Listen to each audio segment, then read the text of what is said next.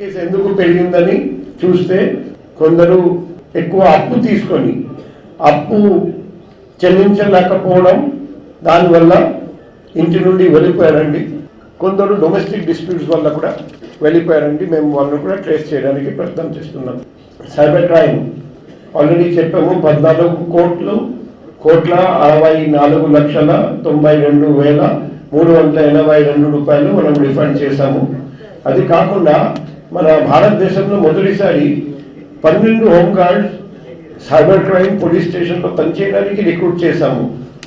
వాళ్ళందరికీ computer technical background చూసి select చేయడం జరిగింది. సైబర్ క్రైమ్లో కొన్ని కొత్త ఇనిషియేటివ్స్ వచ్చేసి, నెంబర్ 1 మ్యూల్ అకౌంట్.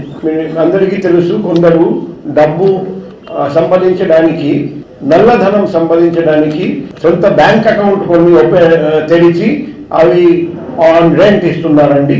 ఆ అకౌంట్ ఉపయోగించి సైబర్ క్రిమినల్స్, సైబర్ నేరస్తులు సైబర్ నేరాలు చేస్తారండి. వాళ్ళందరినీ